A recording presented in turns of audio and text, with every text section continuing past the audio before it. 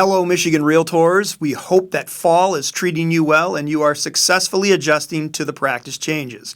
We are fresh off of a very successful and engaging Michigan Realtors convention up in Mount Pleasant, and it was great to see so many people in attendance. Becky, I think I can speak for both of us when I say that we found the conversations that we had extremely beneficial. Absolutely. We had some great discussions about what members are seeing in the field and where there's still some confusion.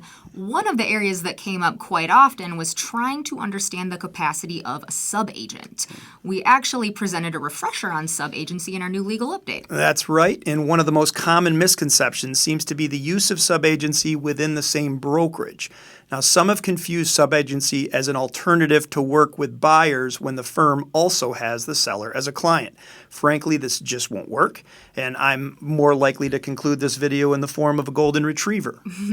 Well, I agree with you on the law, but be careful what you say because it is getting frightfully close to Halloween. Duly noted. But we did want to tackle subagency with this installment, what it is and what it is not.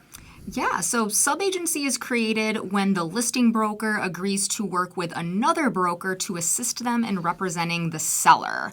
The subagent is an assistant to the listing agent, or to put it another way, the subagent owes fiduciary duties to the listing broker and to the seller. But if I'm seeking to operate as a subagent, I can't just claim that status. A listing broker must agree to work with the subagent. Additionally, the listing broker should obtain prior consent of the seller before agreeing to work with the subagent.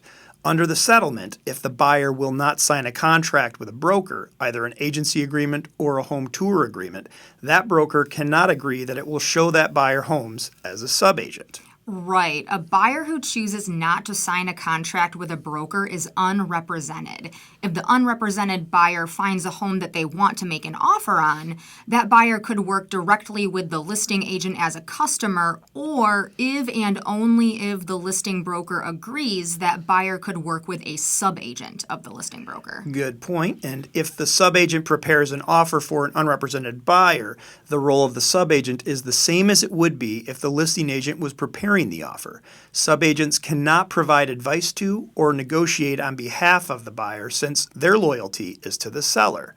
Under Michigan law, it is only a subagency relationship if the subagent works for a firm other than the listing firm. So let's quickly revisit our two primary agency models in Michigan. In a traditional agency firm, all of the licensees in the listing firm are agents, not subagents of the seller. In a designated agency firm, only those agents named in the designated agency listing agreement can have an agency relationship with the seller. More than one agent can be designated in the listing agreement, and the listing agreement can be amended as necessary to add additional designated agents. A quick word of caution, though. A listing broker who appoints a subagent is liable to the seller for the acts of the subagent. The subagent is, in turn, responsible to the listing broker. Additionally, buyers who are working with a subagent could easily become confused as to who that subagent actually represents. So, as soon as possible, subagents should provide a buyer with an agency disclosure form in which they disclose the fact that they represent the seller, not none of the above. Also, throughout the transaction, subagents are encouraged to remind the buyer of that relationship. So, given this possibility of confusion, one might ask the question, why would an informed seller want to pay another firm to assist their listing broker in representing the seller, particularly given the liability concerns? In any event, to illustrate what we're talking about, let's review a few examples. First question, Agent A has a listing.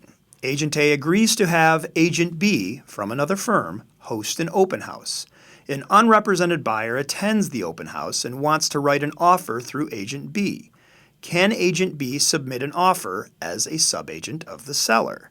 So the answer for this one, Agent B's role in hosting the open house is as a subagent of the seller. Under the settlement agreement, Agent B cannot show a home to buyers without a contract in any other capacity other than as an agent for the seller.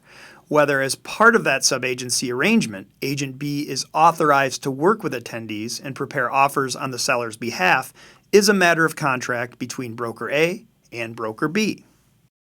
Question 2. Agent A lists a home. Agent B shows the home to a buyer pursuant to a home tour agreement. The buyer wants to submit an offer through broker B but does not want to sign a buyer agency agreement with broker B. Can broker B request compensation as a subagent?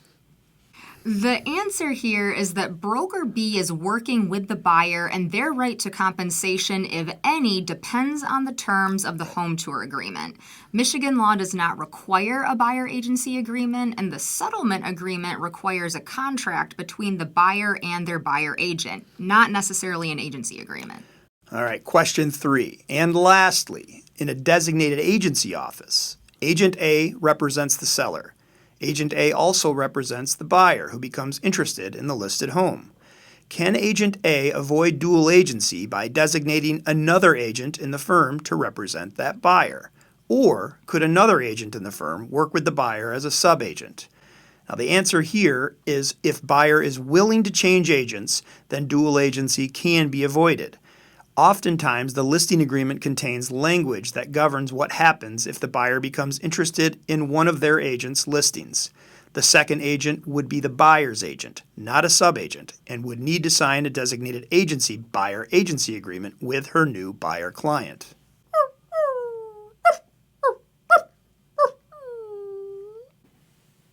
It appears that Brian is having a pretty rough day. I do feel like I warned him at the outset that this might happen, but before he goes barking mad, on behalf of the Michigan Realtors legal team, have a happy Halloween!